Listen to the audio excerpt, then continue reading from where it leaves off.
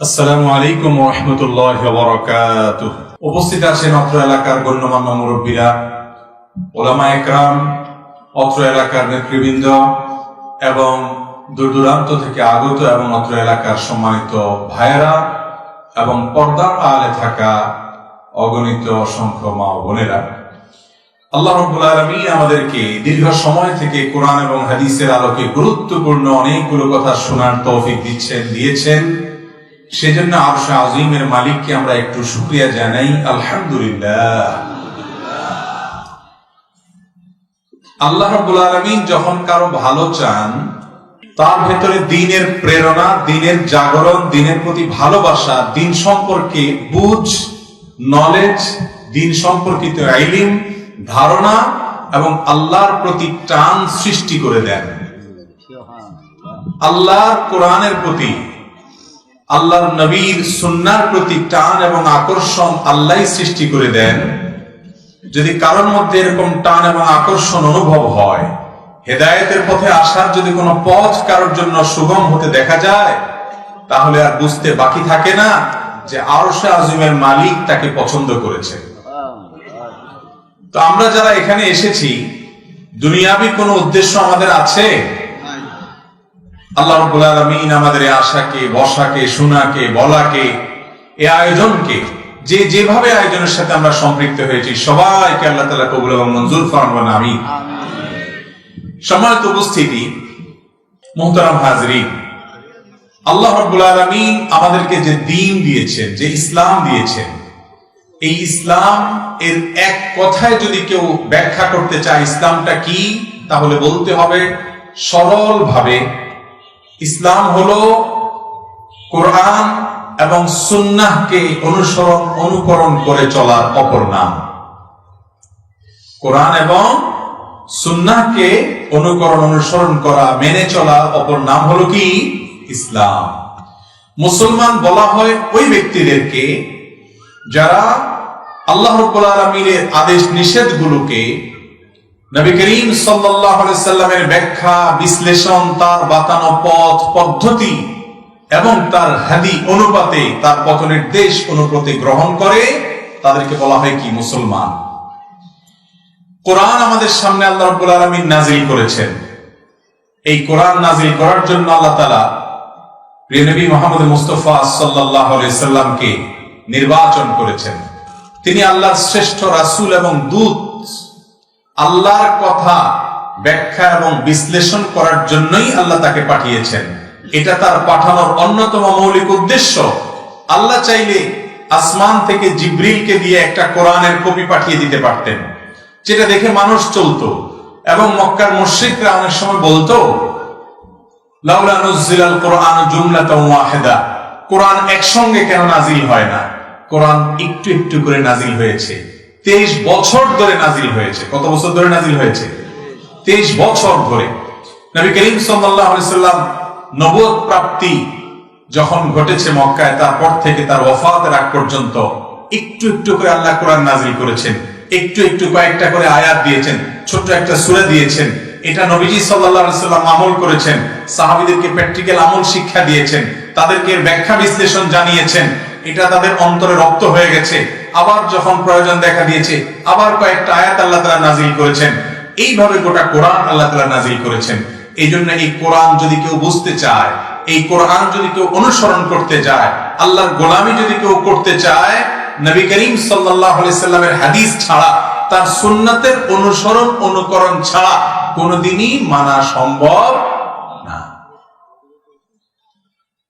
1400 বছর আগে আল্লাহ কোরআনে যে কথা বলেছেন, আল্লাহ কোন কথা দ্বারা কি বুঝিয়েছেন না বুঝিয়েছেন, এটা আল্লাহর নবী সাল্লাল্লাহু আলাইহি সাল্লাম ছাড়া আমরা 1400 বছর পরে এসে নিজেরা কোনোদিনই এটাকে পরিপূর্ণভাবে, সঠিকভাবে এর উদ্দেশ্যকে উদ্ধার করা, বোঝা এটা সম্ভব না।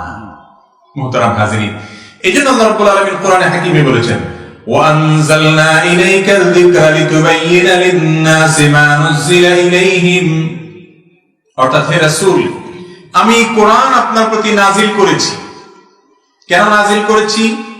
যেন আপনি আসমান থেকে নাজিল হওয়া এই মহাগ্রন্থকে মানুষের সামনে ব্যাখ্যা বিশ্লেষণ করে বুঝান, মানুষকে যাতে ব্যক্ত করে দেন, লাআল্লাহুম ইয়াতাফাক্কারুন, যেন মানুষ এই কোরআন নিয়ে চিন্তা করতে পারে, ভাবতে পারে, গবেষণা করতে পারে, আমল করতে পারে, শিখতে পারে।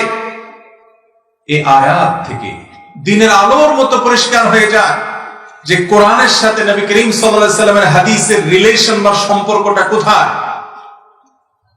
একজন মুসলমান তিনি যদি আল্লাহকে ভালোবাসেন, তাহলে নবী করিম সাল্লাল্লাহু আলাইহি সাল্লামের সুন্নাহ, তার জীবন আদর্শ, তার এই কোরআনের যে ব্যাখ্যা বিশ্লেষণ দেওয়ার যে মৌলিক দায়িত্ব স্বয়ং আল্লাহ দিয়েছেন, কোরআনে বলেছেন, তার অনুসরণ বাদ দিয়ে বা ওইটা ছাড়া কোনদিনই একজন মানুষ আল্লাহর কখনো প্রিয় পাত্র হতে পারে।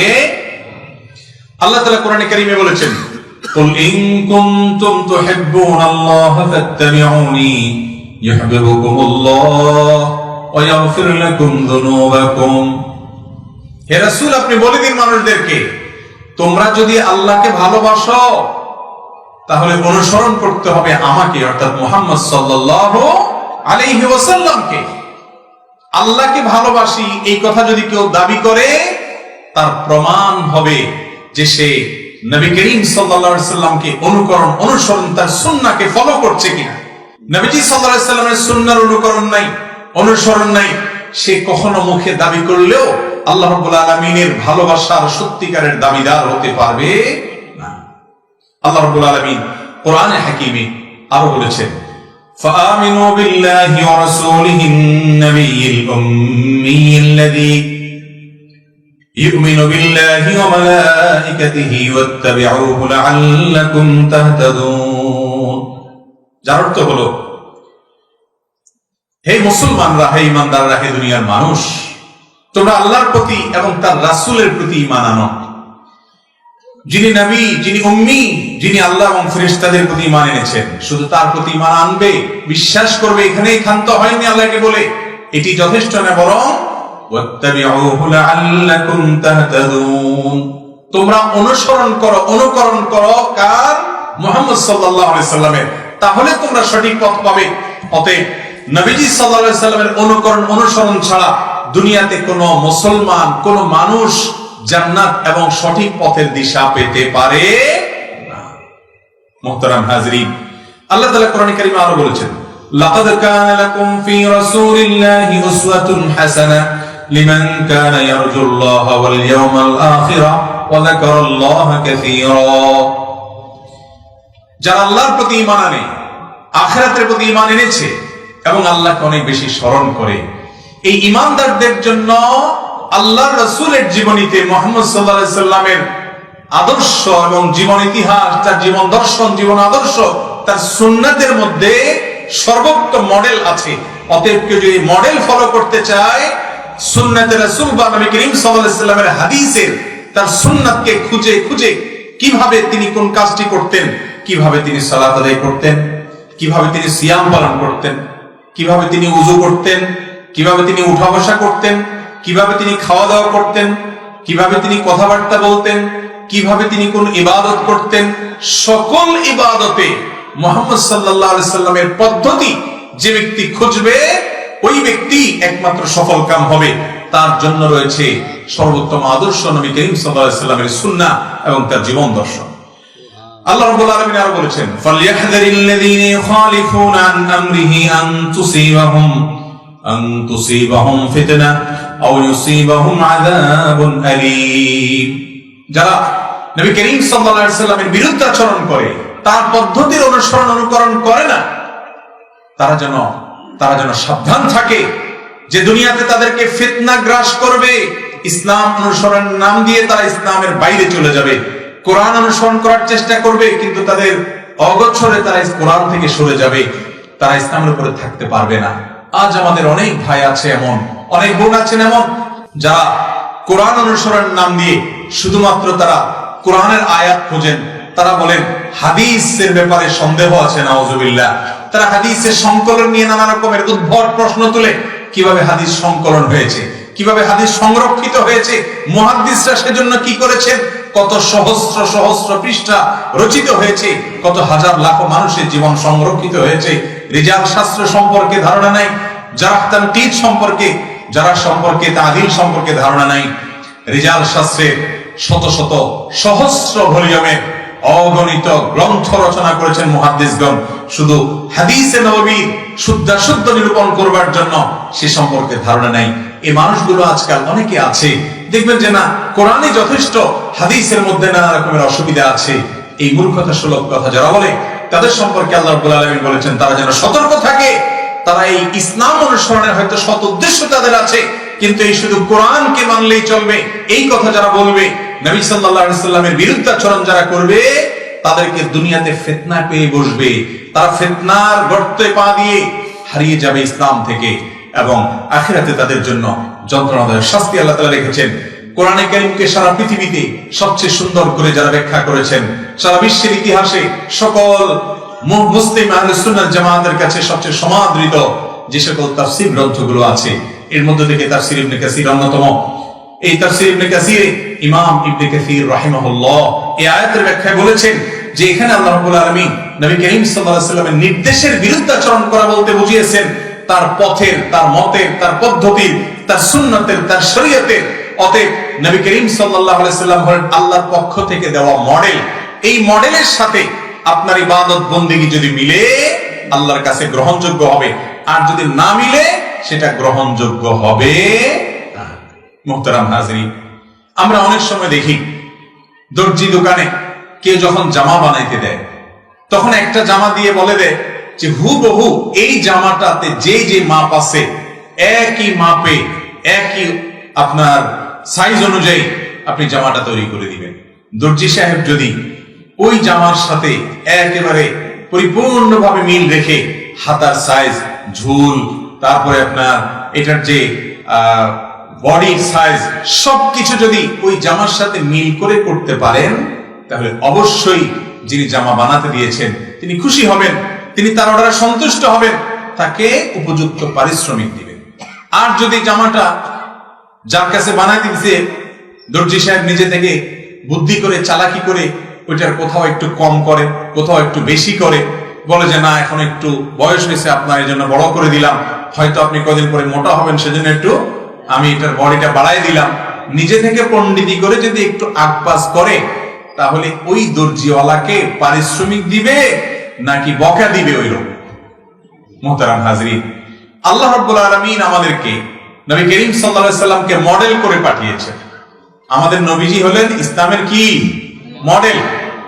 আল্লাহ যত আদেশ নিষেধ করেছেন এগুলো কিভাবে বাস্তবায়ন করব, তার পদ্ধতি কি, বিস্তারিত বিশ্লেষণ কি, এই সব কিছুর জন্য নমুনা এবং মডেল হলেন নবী করিম সাল্লাল্লাহু আলাইহি সাল্লাম।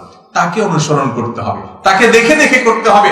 তার আমলের সাথে যার আমলের যত বেশি মিল হবে, আল্লাহর কাছে তার পাস মার্ক তত বেশি হবে, এবং আল্লাহ রাব্বুল আলামিনের কাছে তিনি তত গ্রহণযোগ্য হবেন, আল্লাহ তত সন্তুষ্ট হবেন। এই জন্য ভাইরা আমার, আমাদের প্রত্যেকটা কাজে খুঁজতে হবে সুন্নাতে রাসূলটা কি, নবীজি সাল্লাল্লাহু আলাইহি ওয়াসাল্লাম কিভাবে করতে বলেছেন। তিনি বলেছেন আমার আর যুক্তি তর্ক সেখানে খোঁজার দরকার নাই। মুহতারাম হাজরিন, কোরআনে কারীমে আল্লাহ তাআলা বহু জায়গায় আল্লাহর অনুসরণ করার কথা বলে আবার রাসূল অনুসরণ করার কথা বলেছেন। আতিউল্লাহ ওয়া আতিউর রাসূল। আল্লাহ রাব্বুল আলামিন বলেছেন মান ইউতি'আর রাসূল ফাকাদ আতা আল্লাহ। যে ব্যক্তি রাসূলের আনুগত্য করবে সে আল্লাহরই আনুগত্য করলো। আল্লাহ বলেছেন মা ইয়ানতিকু আনিল হাওয়া, তিনি মন থেকে কিছুই বলেন না। ইন হুয়া ইল্লা ওয়াহয়ুন ইউহা, তিনি যা বলেন তা ওহী, আল্লাহর পক্ষ থেকে আসে, নাজিল হয়। অতএব নবীজি সাল্লাল্লাহু আলাইহি ওয়াসাল্লাম মন গড়া কোনো কিছু বলতেন না। আল্লাহ রাব্বুল আলামিন তাকে কন্ট্রোল করতেন, তাকে নিয়ন্ত্রণ করতেন।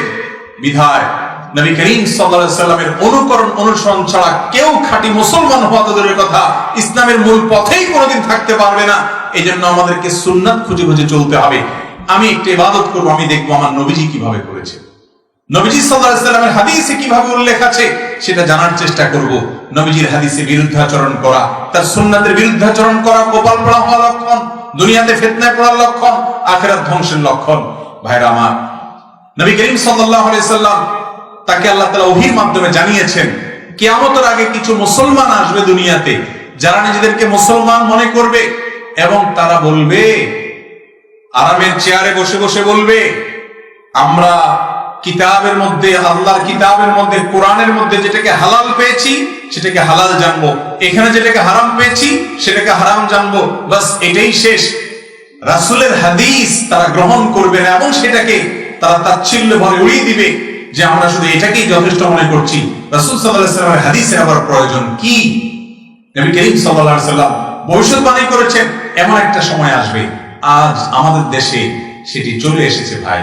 বহু মানুষ বহু জায়গায় এরকম হয়। অনেক বড় বড় সিনিয়র সিটিজেন, দেশের গুরুত্বপূর্ণ ব্যক্তিত্ব দেখি যে আমাদেরকে ফোন করে বলে যে, এক ভাই তো আমাকে ফোন করে বলেন যে ভাই আমি কোরআনকে খুব ভালোবাসি, 7-8 বার কোরআন আগাগোড়া বুঝে আমি পড়েছি মাশাআল্লাহ, কিন্তু হাদিসটা আমার ভালো লাগে না। তাহলে আমি তাকে প্রশ্ন করলাম, ভাই আপনি যে কোরআন পেয়েছেন এটা কিভাবে পেয়েছেন, কোত্থেকে পেয়েছেন? এই কোরআন যে পাইপলাইন দিয়ে এসেছে, এই কোরআন যে পথ দিয়ে এসেছে, সে একই পথ দিয়ে নবী করিম সাল্লাল্লাহু আলাইহি ওয়াসাল্লামের হাদিসও এসেছে। হাদিসের যে মহা বিশাল বড় ভান্ডার আছে, এই ভান্ডারগুলো থেকে নবী করিম সাল্লাল্লাহু আলাইহি ওয়াসাল্লামের হাদিসের নামে কোনো জাল কথা আছে কিনা এটাকে পরখ করবার জন্য যে চালনি বানানো হয়েছে মুহাদ্দিসদের তরফ থেকে, একটি দুটি নয়, শত শত চালনি সেখানে স্থাপন করা হয়েছে। কিভাবে সেটাকে চালা হয়েছে, কিভাবে সেটাকে সেখান থেকে বিশুদ্ধ হাদিসগুলোকে বের করা হয়েছে, মুহাদ্দিসদের কি অবদান ছিল, এবং এটা আল্লাহ তাআলার অলৌকিকত্ব। নবী করিম সাল্লাল্লাহু আলাইহি ওয়াসাল্লামের হাদিসের মুজিজা, এটি নবীজি সাল্লাল্লাহু আলাইহি ওয়াসাল্লামের মুজিজা বলতে পারেন যে তার হাদিসকে সংরক্ষণ আল্লাহ রাব্বুল আলামিন করেছেন আল্লাহর এই সমস্ত প্রিয় বান্দাকে দিয়ে। অলৌকিকভাবে এই সম্পর্কে যদি কেউ ন্যূনতম ধারণা অর্জন করার চেষ্টা করে যে হাদিস কিভাবে শুদ্ধ নিরূপণ হয়, কিভাবে এটাকে অ্যানালাইসিস করে মুহাদ্দিসগণ বের করেছেন, তাহলে সে হাদিসে রাসূলের বিরুদ্ধাচরণ করা, সুন্নাতের বিরুদ্ধাচরণ করার মতো দুঃসাহস কোনোদিন দেখাবে না। মুহতারাম হাজিরিন, আমাদের নবী করিম সাল্লাল্লাহু আলাইহি সাল্লাম তাকে অনুকরণ করে সাহাবীরা শ্রেষ্ঠ মানুষে পরিণত হয়েছে। শুধু তাকে অনুকরণ করার ক্ষেত্রে তারা কোন প্রকার বাজ বিচার করতেন না, কোন দিক তাকাতেন না। তারা দেখতেন নবীজি নির্দেশ করেছেন কিনা, জীবন দিয়ে সেটা করতেন। তিনি নিষেধ করেছেন আর সেদিকে যেতেন না। এর মধ্যেই মুসলমান জাতির কল্যাণ নিহিত, অন্য কোন পথে মুসলমানের কল্যাণ, নাজাত, মুক্তি দুনিয়াতে আখিরাতে কোন অবস্থায় নিহিত নাই। একবার আমাদের প্রিয় নবী সাল্লাল্লাহু আলাইহি সাল্লাম মসজিদে নববীতে তিনি তার খুতবা চলাকালীন কিছু মানুষের এলোমেলো, অনেক নমুসলিম থাকে, মুনাফিকরা অনেকে আসে, তাদের এলোমেলো আপনার উঠা বসা, হাঁটা চলা দেখতে পেয়ে বলছেন, তোমরা বসে পড়ো। এই টাইমে আব্দুল্লাহ ইবনে মাসউদ রাদিয়াল্লাহু তাআলা আনহু, একজন সিনিয়র সাহাবী, আলেম সাহাবী, কোরআন হাদিস যিনি সবচেয়ে ভালো বুঝতেন, ইসলামের ফিকহ শাস্ত্র সম্পর্কে নবী করিম সাল্লাল্লাহু আলাইহি ওয়াসাল্লামের আদেশ নিষেধ, কোরআন সুন্নাহর আদেশ নিষেধ থেকে মাসআলা উত্তোলন করা, মাসআলাকে বের করে আনার ব্যাপারে দক্ষতা যার অনেক বেশি ছিল, সে আব্দুল্লাহ ইবনে মাসউদ রাদিয়াল্লাহু তাআলা আনহু তিনি হেঁটে হেঁটে তখন মসজিদের দিকে আসছিলেন। মসজিদের বাইরে সিঁড়ি বা এরকম কোন জায়গায় এখনো প্রবেশ করেন নাই। ওই জায়গায় আসার পর যখন নবীজির নির্দেশটা কানে আসলো, বসো, তিনি ওই অবস্থায়, ওটা বসার জায়গা ছিল না, একেবারেই বিদঘুটে এবং অপ্রস্তুত জায়গা ছিল বসা, ওই উঁচা নিচা জায়গা যেটা বসার জায়গা না, ওই জায়গায় ওই অবস্থায় তিনি বসে পড়েছেন। নবী করিম সাল্লাল্লাহু আলাইহি ওয়াসাল্লাম এই দৃশ্য দেখে বললেন তাকে, হে অমুকের বাপ। শ্রদ্ধা করে তাকে নাম ধরে না ডেকে বললেন, হে অমুকের বাপ, আপনাকে আমি বলিনি আপনি উঠেন, উঠে জায়গা মতো এসে বসেন। যারা এলোমেলো ঘোরাফেরা করছে তাদেরকে বলেছি। তো সাহাবীরা নবী করিম সাল্লাল্লাহু আলাইহি ওয়াসাল্লামের কোন নির্দেশ পেলে আর চোঁচেরা করতেন না, অন্ধের মতো সেটাকে মানতেন। এটা দিয়ে তারা গোটা দুনিয়া শাসন করেছেন। দুনিয়াতে আল্লাহ তাদেরকে মর্যাদা দিয়েছেন এবং আখিরাতে তারা মর্যাদার চূড়ান্ত শিখরে থাকবে। কোরআনে আল্লাহ তাআলা তাদেরকে দৃষ্টান্ত দিয়ে বলছেন, আমিনু কামা আমানান নাস, তোমরা ঈমান আনো সেই লোকদের মতো যারা ঈমান এনেছেন, অর্থাৎ সাহাবীরা যেরকম ঈমান এনেছে তাদের মতো ঈমান আনো। তারা তোমাদের ঈমানের জন্য মানদণ্ড, মাপকাঠির মতো তাদেরকে অনুসরণ করবে, তাদের মৌলিক জামাতকে অনুসরণ করবে। সেই মৌলিক জামাতের যে মৌলিক দর্শন, সেটা অনুসরণের মধ্য দিয়ে মুসলমান জাতি উন্নতির চরম শিখরে পৌঁছে যাবে। মুহতারাম হাজিরিন, আজ সেই সুন্নতে রাসূল আজ আমাদের জীবন থেকে বলুণ্ঠিত। আজ আমাদের ইবাদতের সুন্নত নাই, আর আমাদের কাজে কর্মে সুন্নত নাই। অন্যান্য জায়গা থেকে সুন্নত যেতে যেতে আজ আমাদেরকে এই কথাও শুনতে হয় যে শুধু কোরআনই যথেষ্ট।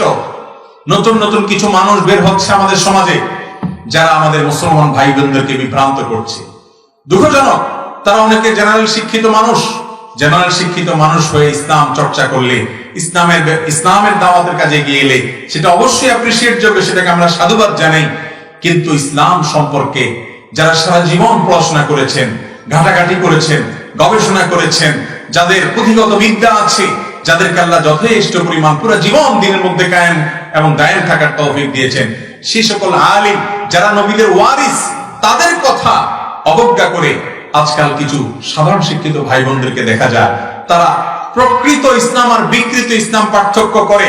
তারা বলে যারা নবীজির হাদিস অনুসরণ করে, হাদিসকে মেনে চলে, তারা নাকি বিকৃত ইসলামের অনুসরণ করে, আর যারা শুধু কোরআনকে মানে তারা নাকি প্রকৃত ইসলাম অনুসরণ করে। বলেন নাউজুবিল্লাহ। ভাইরা আমার, নবীজির হাদিস অনুসরণ করলে সেটা বিকৃত ইসলাম? আল্লাহ তাআলা আমাদের ভাইদেরকে বোনদেরকে হেদায়েত দান করুন। এরা সবাই যে ইসলামের বিরুদ্ধে ষড়যন্ত্রে লিপ্ত তা আমি কখনো বলবো না। এদের অনেকে আছেন না বুঝে এই পথে চলে গেছেন। কিয়ামতের আগে দুনিয়াতে ভাই বহুমুখী ফিতনা আসবে, কত ফিতনা যে আসবে, এক এক ফিতনার জোয়ারে বহু মুসলমানের সন্তান ঈমান হারা হয়ে যাবে, ঈমানের চেতনা হারা হয়ে যাবে, সে টেরও পাবে না। এই জন্য আল্লাহর কাছে দোয়া করতে হবে, ইহদিনাস সিরাতাল মুস্তাকিম। প্রত্যেক রাকাতে আমরা দোয়া করব। যখন দোয়া করবেন, সূরা ফাতিহা পড়বেন, তখন এর অর্থের দিকে খেয়াল করে আল্লাহর কাছে মনে মনে দোয়া করবেন, ইহদিনাস সিরাতাল মুস্তাকিম। আল্লাহ, সরল সঠিক জান্নাতের পথ যেটা, দুনিয়াতে হাজারো পথ, আল্লাহ কতজন কত পথের দিকে ডাকে, আমার নিজের বিবেক বুদ্ধি দিয়ে সবসময় সঠিকটা আমি উদ্ধার করতে পারবো না মালিক। আপনি আমাদেরকে যেই পথে চললে তার গোড়ায়, তার মাথায় জান্নাত ঠেকবে, সেই পথে আপনি আমাদেরকে চালান আল্লাহ। ইহদিনাস সিরাতাল মুস্তাকিম। ভাইরা আমার, কত গুরুত্বপূর্ণ যে প্রত্যেক নামাজে প্রতি রাকাতে সূরা ফাতিহা পড়াটাকে আল্লাহ তাআলা আবশ্যক করে দিয়েছে, তাই না? প্রত্যেক নামাজের প্রত্যেক রাকাতে সূরা ফাতিহা পড়া লাগে না? প্রত্যেক সালাতের প্রতি রাকাতে সূরা ফাতিহাকে আবশ্যক করে দেওয়া হয়েছে ইসলামে। সূরা ফাতিহার মূল কথা কি ভাই? একটাই। সূরা ফাতিহার মূল কথা কি? মূল কথা একটাই, সেটা কি? আল্লাহর প্রশংসা এবং গুণকীর্তন ইত্যাদি করার পর হেদায়েতের দোয়া করা। কিসের দোয়া করা ভাই? হেদায়েতের দোয়া করা। হেদায়েত মানেটা কি ভাই?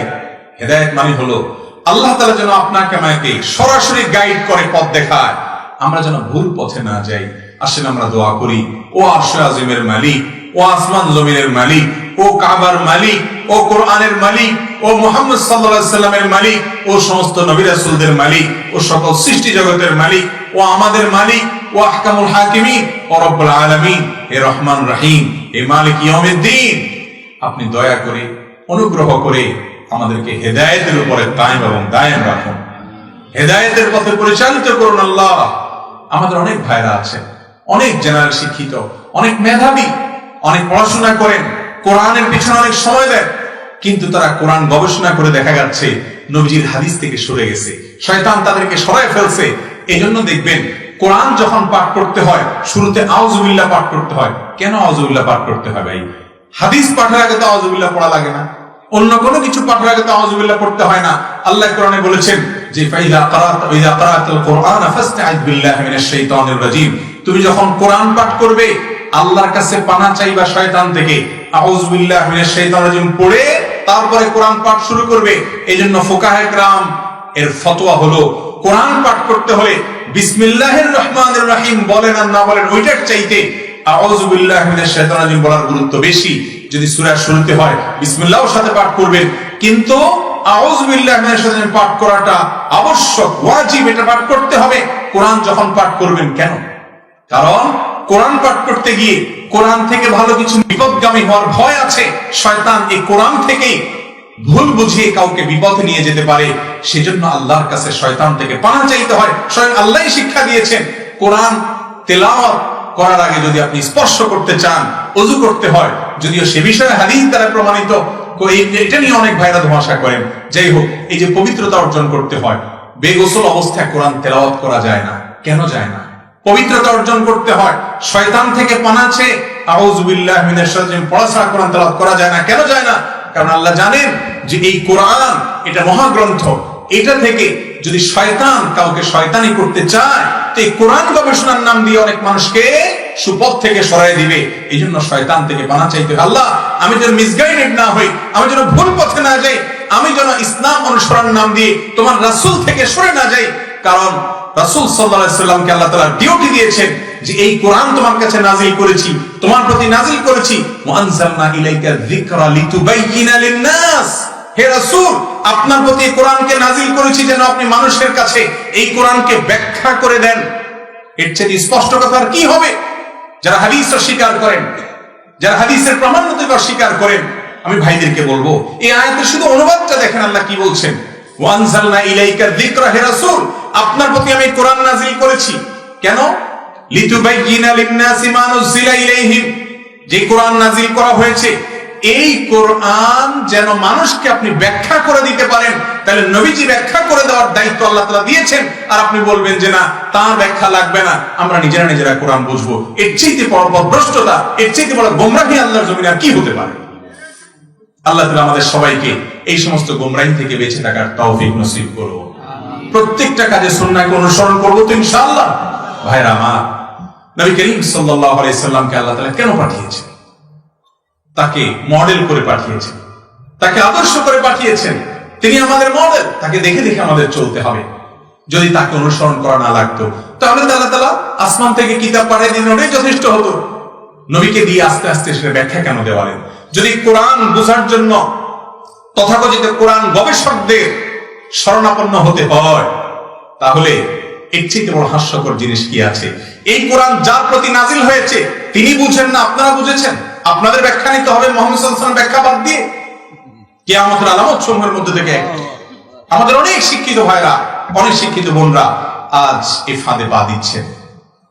আমরা ইনশাআল্লাহ এক সময় দীর্ঘভাবে কোরআনের পাশাপাশি হাদিস কিভাবে ইসলামের প্রামাণ্য দলিল এবং কিভাবে এটি সংকলন হয়ে এসেছে, এই সংকলনের যে বিশাল বড় বর্ণনা ধারাবাহিকতা, সেগুলো এক সময় ইনশাআল্লাহ আমরা আলোকপাত করব। আজকে একটা হাদিস এর অনুবাদ করে আমি শেষ করতে চাই।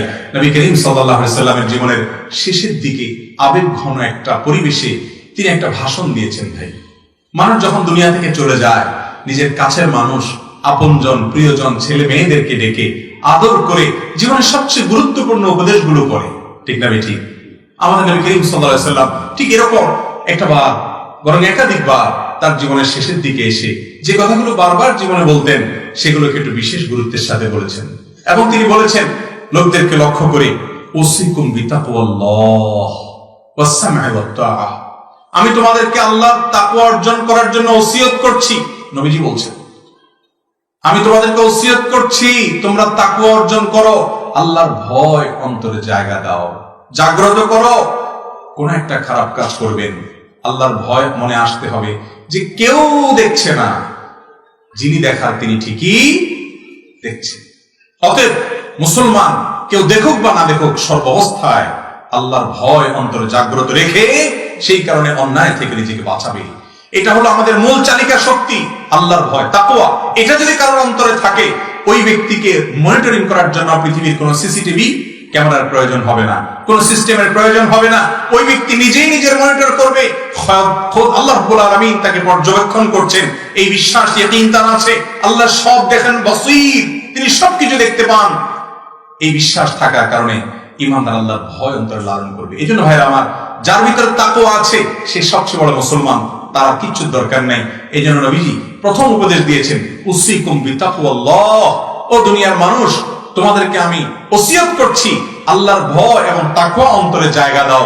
এটা যে তোমার ভিতরে চলে আসে, তোমার চেয়ে ভালো মানুষ আর কেউ হবে না। তুমি সব সময় ভালো পথে চলবে, খারাপ পথ থেকে বেঁচে থাকবে। তোমার মন তোমাকে বাধা দিবে যে কেউ না দেখলেও আল্লাহ ঠিকই দেখছেন এবং তিনি ঠিকই আমাকে পাকড়াও করবেন, সেই ভয়ে আমি ফিরে আসলাম। এই জন্য তাকওয়া অর্জন করতে ওসিয়ত করেছেন। এবং তিনি আরো ওসিয়ত করেছেন আমরা যেন আমাদের যারা দায়িত্বশীল থাকবেন, আমাদের যারা আমির থাকবেন, আমরা যাদের অধীনে থাকবো, যে লোকগুলোকে আল্লাহ তাআলা আমাদের উপরে কর্তৃত্ব দিয়েছেন, সেই আমির, দায়িত্বশীল নেতৃত্বদের অনুকরণ করব। ইসলাম আমাদেরকে শৃঙ্খলা শিখায়। আপনি একটা অফিসে চাকরি করেন, আপনি একটা কোম্পানিতে কাজ করেন, আপনি একটা এলাকায় বসবাস করেন, এখানে একটা শৃঙ্খলা আছে। কোরআন হাদিস বিরোধী যদি কিছু না থাকে তার মধ্যে, তাহলে সে শৃঙ্খলা মেনে চলবেন, আনুগত্য করবেন, কথা শুনবেন, আপনার একজন উপরস্থ ব্যক্তি আছেন তাকে মেনে চলবেন, সন্তান তার বাবাকে শুনবে, স্ত্রী তার স্বামীকে আনুগত্য করবে, বড় বড় আনুগত্য ছোট করবে, এভাবে একজন আরেকজনকে আনুগত্য করে চলবে, বিশেষ করে আমির আনুগত্য করবে। যদিও সে আমির কোন ইথিওপিয়ান হয়, কোন নিগ্রো মানুষ হয়, এমন কোন কেউ হয় যে তিনি চামড়া গায়ে কালো নিগ্রো হয়, তারপরও তাকে অনুসরণ করবে। তাকে দেখতে যদি কুৎসিত হয় তারপরও তাকে অনুসরণ করবে, কারণ যিনি দায়িত্বশীল তার অনুসরণ করার মধ্যে সওয়াব রয়েছে, আল্লাহ সন্তুষ্টি রয়েছে, পৃথিবী শান্তি শৃঙ্খলার সাথে পরিচালিত হবে। এই জন্য নবীজি ওসিয়ত করেছেন। তিনি আরো বলেছেন, ফাইন্নাহু মাইয়াশ মিনকুম বাদি, আমার পরে দুনিয়াতে তোমরা যারা বেঁচে থাকবা, এটা হলো মূল পয়েন্ট। তোমরা যারা আমার পরে দুনিয়াতে আসবা, নবীজি বলছেন আমার পরে যারা বেঁচে থাকবা এবং দুনিয়াতে পরে যারা আসবে বেঁচে থাকবে, ফাসায়ারা ইখতিলাফান কাসীরা, তারা দেখবে ইসলামের নামে নানান মত, এক একজন এক এক কথা বলবে। তোমরা তখন কি করবে? ফালাইকুম বিসুন্নতি ওয়া সুন্নাতিল খুলাফায়ে রাশিদিন আল মাহদিয়িন, তখন তোমরা আমার সুন্নতকে আঁকড়ে ধরবে যে নবীজি কোনটা করছেন, উনি কোনটা বলছেন, এটা খুঁজে বেড়াবে, হাদিস খুঁজবে, সুন্নাহ খুঁজবে। ওয়া সুন্নাতিল খুলাফায়ে রাশিদিন আল মাহদিয়িন, খুলাফায়ে রাশিদা আবু বকর, ওমর, ওসমান, আলী কি করেছেন এটা খুঁজবে। শুধু খুঁজবেই না, এগুলোকে আঁকড়ে ধরবে। তামাসসাকু বিহা ওয়া আদ্দু আলাইহা বিন নওয়াজিস, যখন ফিতনা সংকুল সময় আসবে, নানান জন নানা কথা বলবে, আপনি দিশেহারা হয়ে যাবে, ফিতনা সংকুল সময় আসবে, তখন আপনার কাজ হবে যে আল্লাহ রাসূল সাল্লাল্লাহু আলাইহি ওয়াসাল্লামের হাদিসকে আপনি আঁকড়ে ধরবেন, মজবুত করে ধরবেন। ওয়া আদ্দু আলাইহা বিন নওয়াজিস, তোমরা তখন মানিক দাঁত দিয়ে যেরকম কামড়ে ধরে মানুষ কোনো কিছুকে ছাড়তে না চাইলে, সেই রকম করে হাদিসকে আঁকড়ে ধরবে। ঝড় যখন আসে, কেউ যদি নদীতে ডুবন্ত অবস্থায় থাকে, একটা কলা গাছও যদি পায়, একটা যদি কোনো কিছু পায়, তখন সে সেটাকে আঁকড়ে ধরে। ঝড় যত জোরে আসে সে আরো তত জোরে আঁকড়ে ধরে, ঢেউ যত জোরে আসে সে আরো তত জোরে আঁকড়ে ধরে। ফিতনা যত বাড়বে সুন্নতে রাসূলকে তত জোরে সোরে আঁকড়ে ধরতে হবে। ফিতনা যত বৃদ্ধি পাবে সুন্নতকে তত বুকের সাথে বাজা করে করে নিতে হবে। আমি সুন্নত ছাড়া কিছু জানি না, যেটুকু করব আমল সুন্নত অনুযায়ী করব, নবীজি সাল্লাল্লাহু আলাইহি ওয়াসাল্লামের বাতানো পদ্ধতি অনুযায়ী চলবো, অন্য কোনো পথে চলবো না। আর সুন্নত থেকে আমাকে সরাবার জন্য, মুসলমান জাতিকে সরাবার জন্য নানামুখী ষড়যন্ত্র চলছে। কারণ ইসলামের এই যে কোরআন এবং সুন্নাহ, এই দুটার একটা থেকে সরালে অর্ধেক থেকে সরানো হয়ে যায়। ইসলাম অনুসরণ সে করছে কোরআনের অনুসরণ করার মাধ্যমে, এই বিভ্রান্তির মধ্যে থেকে নিজের অজান্তে ইসলাম থেকে বের হয়ে যায়। ভাইরা আমার, এই নিয়ে ঘন্টাকে ঘন্টা কথা বললে শেষ হবে না। আমরা ইতি টানতে চাই, আমাদেরকে অনুসরণ করতে হবে কোরআন এবং সুন্নাহ। আল্লাহ তাআলা আমাদের সবাইকে আমল করার তৌফিক দান করুন। সহিহ মুসলিম হাদিসে বর্ণিত হয়েছে, নবী করিম সাল্লাল্লাহু আলাইহি ওয়াসাল্লাম যখন খুতবা দিতেন জুমা ঈদে, তার খুতবার একটি ভাষ্য ছিল, ফাহসানাল হাদিসি কিতাবুল্লাহ, দুনিয়ার সবচেয়ে শ্রেষ্ঠ কথা, শ্রেষ্ঠ হাদিস হলো আল্লাহর কিতাব। এটাকেও হাদিস বলা হয়েছে, এটা হলো সবচেয়ে শ্রেষ্ঠ হাদিস, শ্রেষ্ঠ কথা। ওয়া আহসানাল হাদি হাদিয়ু মুহাম্মাদিন সাল্লাল্লাহু আলাইহি ওয়াসাল্লাম, আর দুনিয়ার সবচাইতে শ্রেষ্ঠ জীবন দর্শন, আদর্শ, ব্যাখ্যা, অনুকরণীয় দৃষ্টান্ত হলো মুহাম্মদ সাল্লাল্লাহু আলাইহি সাল্লামের জীবন দর্শন, তার সুন্নাত, তার হাদিস। এটা নবীজি সাল্লাল্লাহু আলাইহি সাল্লাম বিভিন্ন খুতবায় বলতেন। অতএব আমরা সুন্নাতে রাসূলকে আঁকড়ে ধরার চেষ্টা করব তো ইনশাআল্লাহ। কোন কিছু নিয়ে যখন আমাদের মধ্যে গন্ডগোল দেখা দিবে, তখন আল্লাহই কোরআনে বলেছেন, তোমরা তখন দেখবে রাসূল কি বলেছেন, তিনি কি করেছেন, তার হাদিসে কি আছে, সুন্নাতে কি আছে, সাল্লাল্লাহু আলাইহি ওয়াসাল্লাম। সবাই সুন্নাতে রাসূলকে আঁকড়ে ধরার চেষ্টা করব তো ইনশাআল্লাহ। যেটুকু আমল করবেন ভাইরা বাবারা, ওইটুকু খুঁজবেন যে হাদিসে কি আছে, আমার নবীজি কি করেছেন, আমার নবীজি কি করেছেন জানার চেষ্টা করবেন। যদি কোরআন হাদিসের আলোকে আপনি নবীজির জীবন দর্শনটা খুঁজে পান, কোন আলিম আপনাকে দেখাতে পারেন, কোন কিতাব থেকে আপনি পেয়ে যান, আপনি নিশ্চিন্ত হয়ে সেটার উপর আমল করেন। হাদিস সংকলন নিয়ে, হাদিসের সংরক্ষণ নিয়ে, হাদিসের প্রামাণ্যতা নিয়ে যারা আজ প্রশ্ন তুলে, এরা নবী করিম সাল্লাল্লাহু আলাইহি ওয়াসাল্লামের সেই ভবিষ্যৎবাণীর আলোকে গুমরাহ এবং পথভ্রষ্ট ফিরকা আজ বাংলাদেশের আনাচে কানাচে এরকম মানুষ ছড়িয়ে পড়েছে। আমাদেরকে সাবধান হতে হবে। আল্লাহ তাআলা আমাদেরকে ইসলামের অনুসারী হিসেবে, আল্লাহর গোলাম হিসেবে, আল্লাহর বান্দা হিসেবে কোরআন এবং হাদিসের অনুসরণ অনুকরণ করে আমাদের ইসলামটাকে সুন্দর করা সৌন্দর্যমণ্ডিত করার তৌফিক দান করুন বলুন আমি। ভাইরা আমার, কবরে আমাদেরকে জিজ্ঞাসা করা হবে তোমাদের আল্লাহ কে, তোমার রব কে, তোমার নবী কে। নবী সম্পর্কে আলাদা প্রশ্ন হবে। নবীজির দুশ্মনী করলে, তার হাদিসের বিরোধিতা করলে, তার সুন্নাত এবং আদর্শকে অবজ্ঞা করলে সে কখনো নবী সাল্লাল্লাহু আলাইহি সাল্লামের মহব্বতের দাবিদার হতে পারে না, তার অনুসারী হতে পারে না, সে কখনো সঠিক উত্তর দিতে পারবে না। যদিও কবরের প্রশ্ন উত্তর নিয়ে অবান্তর প্রশ্ন তোলে এই সমস্ত ভাইরা, যেগুলো বিশুদ্ধতার মানদণ্ডে উত্তীর্ণ অগণিত হাদিস দ্বারা প্রমাণিত। ভাইরা আমার, এই যে ফিতনা আজ আমরা দেখছি, আমাদের ছেলে মেয়েরা যখন বড় হবে তখন হয়তো নতুন ফিতনা বাইর হবে না, কোরআনের প্রথম 10 পারা মানো, বাকিগুলো মানিও না, এরকম আরো কত তামাশা আপনারা শুনবেন বা পরবর্তী জেনারেশন শুনবে। কিয়ামত যত নিকটবর্তী হবে, ইসলামের নামে নানামুখী ধোঁয়াশা এবং পথভ্রষ্টের নানামুখী পথ আবিষ্কার হবে। আর এই জন্যই প্রত্যেক রাকাত নামাজে যখন পড়বেন ইহদিনাস সিরাতাল মুস্তাকিম, মুখস্থ পড়ে দিবেন না, এমনি এমনি পড়ে চলে যাবেন না, প্রতিবার মনে মনে আল্লাহর কাছে এটা দোয়া করবেন, মুখে ইহদিনাস সিরাতাল মুস্তাকিম পড়বেন আর মনে মনে চাইবেন, আল্লাহ ও মালিক, তুমি রব্বুল আলামিন, তুমি রহমান রহিম, তুমি মালিক ইয়াউমিদ্দিন, গোলামি শুধু তোমারই করি, তোমার কাছেই সাহায্য চাই। কি সাহায্য চাই? ইহদিনাস সিরাতাল মুস্তাকিম, তুমি আমাদেরকে সঠিক পথে রাখো, আমরা যেন ভুল পথে পা না দিই। আমরা নিজেরাও জানি না কোনটা ভুল পথ, সবসময় এটা বোঝার ক্ষমতা আমাদের সবসময় থাকে না। আল্লাহ তাআলা আপনাকে আমাকে কিয়ামতের আগে যত মুখে ফিতনা হবে, আমাদেরকে, আমাদের পরবর্তী প্রজন্মকে সব ধরনের ফিতনা থেকে হেফাজতে রেখে হকের উপরে, সত্যের উপরে টিকে থাকার তৌফিক দান করবো না আমি। সুন্নাতে রাসূলের অনুসরণ করার তৌফিক দান করবো না আমি। ভাইরা আমার, দোয়া করি, আল্লাহুম্মা আরিনাল হাক্কা হাক্কা ওয়ারযুকনা ইত্তিবাআহ। আল্লাহ কোনটা হক সেটা আপনি আমাকে দেখায় দেন, আমি সেটা অনুসরণ করার তৌফিক দান করেন। ওয়ারিনাল বাতিলা বাতিলা ওয়ারযুকনা ইজতিনাবা, কোনটা ইসলামের নামে ভুল বিভ্রান্তি সেটাও আপনি দেখায় দেন এবং সেটা থেকে আপনি বিরত থাকার তৌফিক দান করেন। সুন্নাত মেনে চলবো তো ইনশাআল্লাহ, সব কাজে সুন্নাত করবো তো ইনশাআল্লাহ। আপনার ঘরে একটা কোরআন থাকবে, সুন্নাতে রাসূলের আলোকে হাদিস গ্রন্থ থাকবে, দুইটাই আপনি পড়বেন। এবং সুন্নাহ এবং কোরআনের সাথে অনেক সংঘর্ষ দেখানোর চেষ্টা করে কিছু ভাইরা আমার, সেটা মূর্খতা ছাড়া কিছুই নয়। কোনো কিছুকে সাংঘর্ষিক বাহ্যিকভাবে দেখলে মনে হলেই সাংঘর্ষিক হয় না, বরং একটা আরেকটার পরিপূরক। আল্লাহ তাআলা আমাদের সবাইকে যে কথাগুলো বললাম, শুনলাম, সেগুলোকে বুঝে শুনে আমল করার তৌফিক দান করুন। জাযাকুমুল্লাহু খাইরা ওয়া আখিরু দাওয়ানা আনিল হামদুলিল্লাহি রাব্বিল আলামিন। নিয়মিত ইউটিউব ভিডিও দেখতে সাবস্ক্রাইব করুন। নতুন নতুন ভিডিও পেতে ঘন্টা বাটনটি চাপুন।